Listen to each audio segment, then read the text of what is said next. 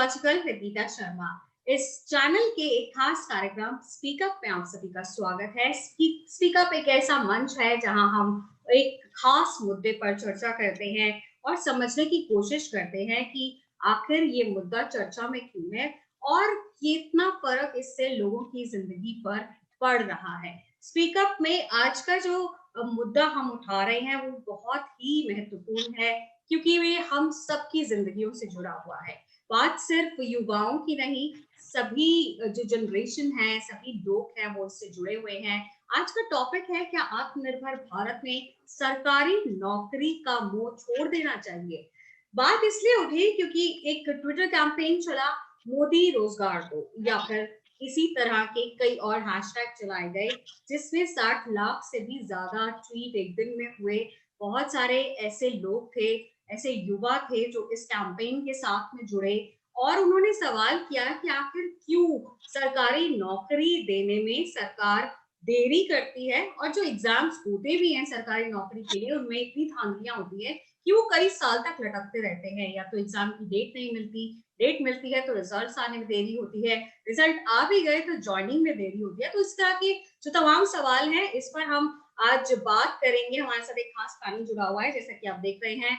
हमारे साथ अभिषेक कुमार सिंह हैं जो डिजिटल मार्केटिंग कंसल्टेंट हैं, सोनिका हैं जर्नलिस्ट हैं और डिजिटल मीडिया के साथ भी जुड़ी हुई हैं। सोनिका से भी जानेंगे किस तरह से ये इफेक्ट करता है लोगों की जिंदगियों पर। और साथ ही एकता है मीडिया एंड रिसर्च से। हमारे साथ नम्रता नारायण जी हैं जो कि पूर्व पत्रकार हैं और इस वक्त महिलाओं को स्वावलंबी बनाने के लिए एक समाज सेवी संस्था मैत्री चला रही है। नम्रता जी, आपका भी बहुत बहुत स्वागत है। और साथ ही पॉलिटिकल एनालिस्ट संदीप चौधरी भी हमारे साथ जुड़े हुए हैं।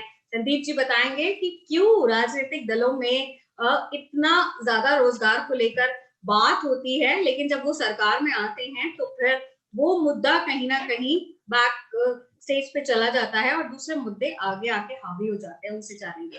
तनु हमारे साथ जुड़ी हैं। तनु कंप्यूटर इंजीनियर है और रोजगार को लेकर किस तरह से आसपास के लोगों की बातें होती हैं, लोग कितना ज्यादा सरकारी नौकरी के लिए आतुर रहते हैं, इस पर हम बात करेंगे। तो सभी मेहमानों का बहुत बहुत स्वागत है। मैं सबसे पहले नम्रता जी आपके पास आना चाहती हूँ। हम जिस तरह से बात करते हैं रोजगार की, हर कोई ये चाहता है कि उसे बस एक सरकारी नौकरी मिल जाए, लाइफ पूरी सेट हो जाएगी और उसके बाद में पूरी लाइफ आपको चिंता करने की जरूरत नहीं रहेगी, क्योंकि सरकारी नौकरी गारंटी होती है कि नौकरी आपके पास में रहेगी।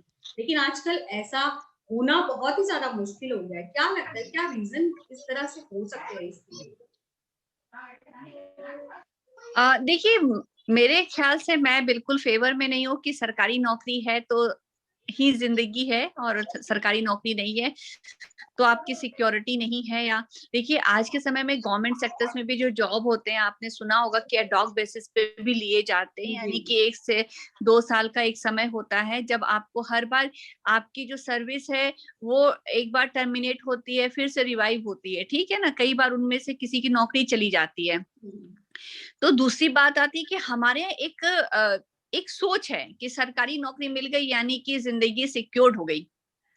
लेकिन मेरा मानना है कि जिंदगी सिक्योर तो हो जाती है, लेकिन हम जिंदगी कहीं भी सिक्योर कर सकते हैं। देखिए, अभी जो कैंपेन चल रहा है कि आत्मनिर्भर भारत है, मैं इस पे काम भी कर रही हूँ। और जहां तक मैंने ये नोटिस किया है कि अगर आप खुद बड़े बनना चाहते हो, अपने पैर पे खड़ा होने चाहते हो, तो आपको किसी सरकारी नौकरी की जरूरत नहीं है।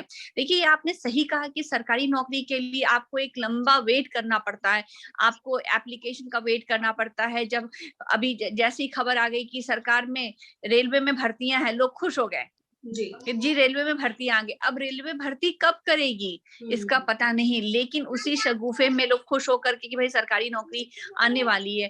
अब वो आज अगर डिक्लेयर किया सरकार ने, तो हो सकता है 1 साल के बाद, 6 महीने के बाद उसमें एप्लीकेशन लेना शुरू करेगी। तो 1 डेढ़ साल का पूरा प्रोसीजर है, जो अब तक मैंने देखा है कि सरकारी नौकरी इतनी आसानी से नहीं मिलती है। और उस सरकारी नौकरी के इंतजार में हमारे जो यूथ हैं वो बैठे रहते हैं। तो मैं इसको बिल्कुल नहीं, मेरे हिसाब से ये सही नहीं है। आपके पास कई स्कोप हो सकते हैं जहां पर कि आप अपने पैर पर खड़े हो सकते हो। क्यों हम सरकार पे डिपेंडेंट रहें? देखिए, दूसरा एक बहस चल रहा है कि आपने जो मुझे पॉइंट्स दिए थे उसमें ये भी था कि जो प्राइवेटाइजेशन हो रहा है जी, वो कितना हद तक सही है। देखिए, जहां तक मेरा मानना है कि सरकार का काम ये नहीं है कि वो डिफरेंट डिफरेंट बिजनेस एंटिटीज चलाए। सरकार का आप फॉरेन कंट्रीज में जाकर देखो, जितने भी डेवलप्ड कंट्रीज उनको जाकर देखो, तो सरकार के हाथ में क्या होता है? सरकार के हाथ में सुरक्षा होता है, सरकार के हाथ में सिविल होता है, सरकार के हाथ में एजुकेशन एंड हेल्थ होता है। उसके बाद जैसे आप रेलवे चला रहे हो, आप एयरलाइन चला रहे हो, आप सर्विसेज दो और उसके बाद में पैसे लो। तो सरकार की जिम्मेदारी, सरकार अगर अपने 3-4 एरिया पे फोकस करेगी तो एक देश में विकास होगा। देखिए, हम अगर एजुकेटेड होते हैं, हम स्किल्ड होते हैं, तो हमें नौकरी मिलेगी ही मिलेगी। फिर हमें सरकार की डिपेंडेंसी की, और जब हम स्किल्ड हो जाते हैं, एजुकेटेड हो जाते हैं, तो हम अपनी जो हमारी कैपेसिटी है, जो हमारी कैपेबिलिटी है, हम के हिसाब से नौकरी लेते हैं। ऐसा नहीं है कि सरकार के रहमो गरम, और जो कि ये वोट का सिस्टम होता है, सरकार जो, मैं किसी भी सरकार की बात करूं, किसी पार्टी की, कि उसका मिसयूज होता है कि हम आपको इतनी नौकरी दे देंगे, आप हमें वोट दे दो। भले ही वो पार्टी सही है या वो कैंडिडेट हमारा सही है या नहीं है, लेकिन जब आप जेन्युइन बंदे हैं, आपके पास स्किल्ड है, आप पढ़े लिखे हो, तो आप जब नौकरी के लिए जाते हो तो आप अपनी चॉइस से नौकरी लेते हो। तो वो डिग्निफाइड जॉब होती है, जो आपको सेल्फ सेटिस्फैक्शन भी देती है और आपके हिसाब से आपको सैलरी और परक्विजिट्स भी देती है। तो जो सरकारी नौकरी का एक लालच भी आता है कि परक्विजिट मिल जाते हैं, एक सिक्योरिटी मिल जाती है। प्राइवेट जॉब में ऐसा नहीं कि इनसिक्योरिटी होती है, लेकिन हाँ, एक चीज होती है कि प्राइवेट जॉब में आपको सेंस ऑफ वर्क होना चाहिए। मैंने आज तक नहीं देखा है कि प्राइवेट जॉब में भी अगर आप बहुत अच्छे वर्कर हो तो हटा दिया जाए। रिलक्टेंसी होती है, प्रोडक्शन नहीं है तो कम होता है। सरकार भी छटनी करती है, ऐसा नहीं कि सरकार नहीं छटनी करती है। तो उसको लेकर के कि हम प्राइवेटाइज नहीं होगा तो देश नहीं विकास करेगा, मैं इससे सहमत नहीं हूँ। जी, बिल्कुल। नमिता जी, और बात करेंगे आपसे इस पर, बाकी लोगों को भी डिस्कशन में शामिल करते हैं। संदीप जी, आपके पास आती हूँ मैं।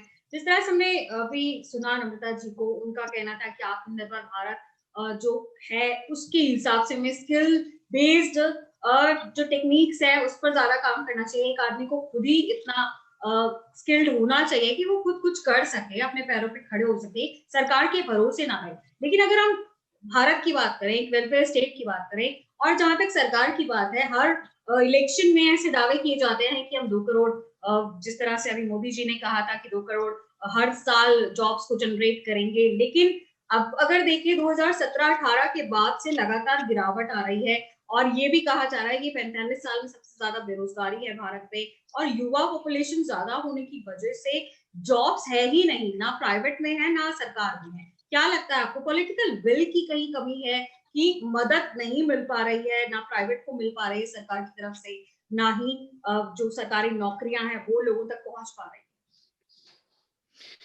देखिए गीता जी, पहले तो धन्यवाद आपका, आपने एक अच्छा प्रोग्राम ऑर्गेनाइज किया। जब बात नेताओं की आती है तो मैं आपको 2 लाइनों में सच बयां कर देता हूं कि सियासत इस कदर आवाम पे एहसान करती है, आंखें छीन लेती है, फिर चश्मे दान करती है। इन 2 लाइनों में आप सच्चाई समझ सकते हैं। और जब बात आती है, आप जो रोजगार की डिक्लेरेशन की बात कर रहे हैं कि 2 करोड़ रोजगार मिलेंगे, या दूसरी पार्टियों की बात करें, देखिए ये जब आप मार्केट में जाते हैं या कोई मार्केटिंग वाला बंदा होता है, वो अपने प्रोडक्ट की अच्छाई ही अच्छाई बताता है आपको। कोई फेयर एंड लवली से गोरा नहीं हो जाता। लेकिन हम लोग टीवी पे रोजाना देखते हैं कि आप फेयर एंड लवली लगाओगे तो क्या से क्या हो जाओगे, आप रामदेव का घी खाओगे तो जैसे सारी कुश्ती जीत जाओगे।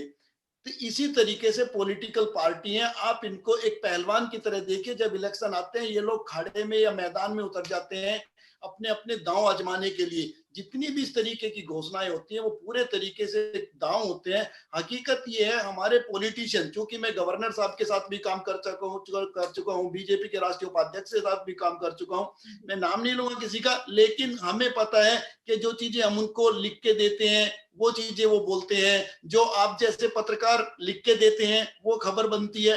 तो हकीकत ये है कि नेताओं को तो बस मीठी मीठी बातें करनी आती हैं, उनका सच्चाई से बिल्कुल अलग का वास्ता होता है। वो स्टेज पे जाके बात करेंगे बेटियों की सुरक्षा की, लेकिन वो स्टेज से उतरते ही भूल जाते हैं, उन्हें नहीं मतलब किसी की बेटी से। उनको तो ये लगता है, वे अपने सलाहकार से पूछते हैं मैं अच्छा बोला हूं, बस वो कह देगा हाँ अच्छा बोला है। तो चीजें हमारे कानों को अच्छी लगनी चाहिए। वो जनता के कानों को जो चीजें अच्छी लगती हैं वो उनको बोलते हैं। चाहे 100 स्मार्ट सिटी बसाने की बात हो, ये केवल मोदी जी के लिए नहीं है, राहुल गांधी भी इसी तरीके के वादे करेंगे, अखिलेश यादव जाएंगे वो भी इसी तरीके के वादे करेंगे, मायावती जी आएंगी वो भी इसी तरीके की बातें करेंगी। और हकीकत क्या है? हकीकत ये है, जिस तरीके से लालू जी आज जेल में पड़े हैं, जिस तरीके से चौटाला साहब हरियाणा से आते हैं जेल में पड़े हैं, हकीकत इन सब की है। आप ये देखिए गीता जी, जब तक हमारे नेताओं की संपत्तियां हजारों लाखों करोड़ में बढ़ने होने लगती है, केवल 5 साल के टर्म में इनके पास हिंदुस्तान से लेकर विदेशों तक की संपत्ति हो जाती है, तब तक हमारा देश तरक्की नहीं कर सकता।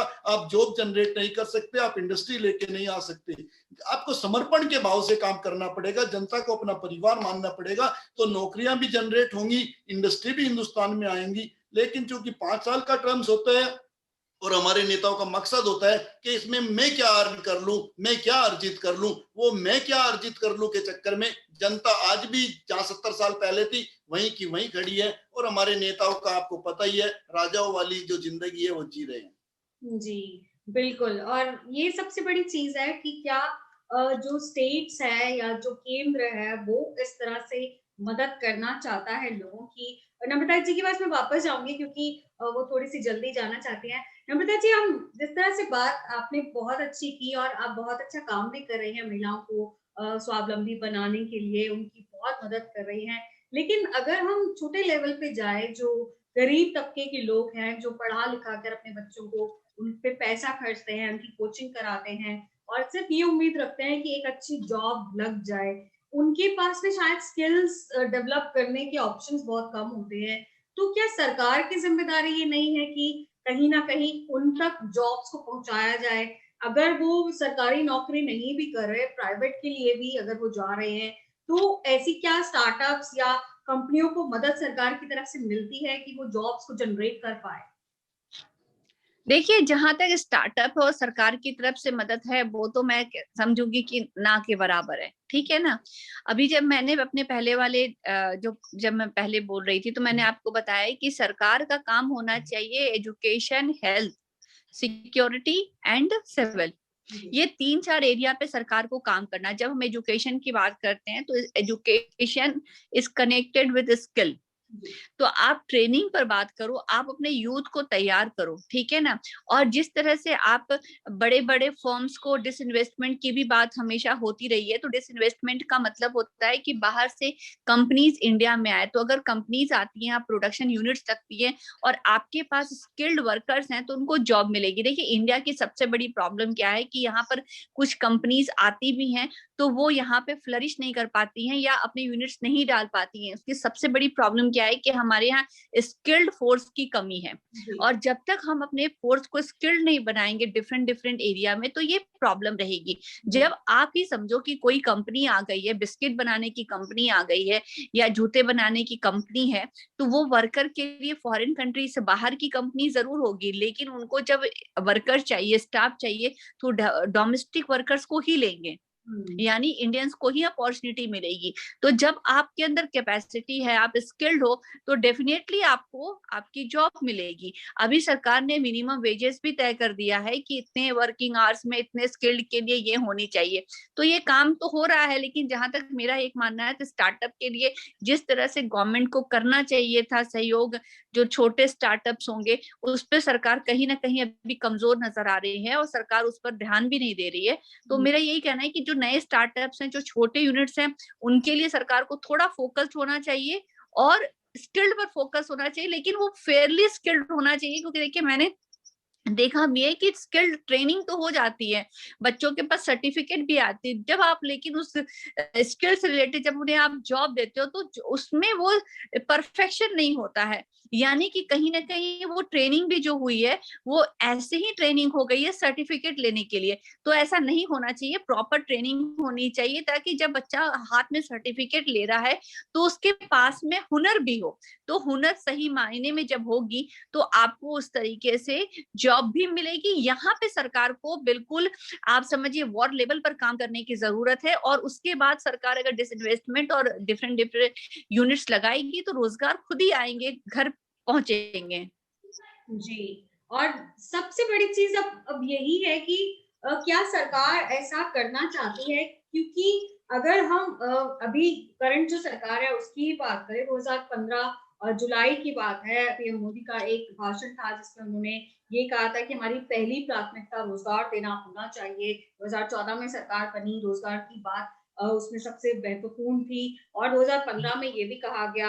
और फिर एक प्रधानमंत्री कौशल योजना की भी शुरुआत हुई, जिसमें स्किल डेवलपमेंट, जिस तरह से नमिता जी ने भी कहा, उस पर जोर दिया गया। लेकिन उसके बाद से ही इतना ज्यादा काम उस पे शायद नहीं हो पा रहा है।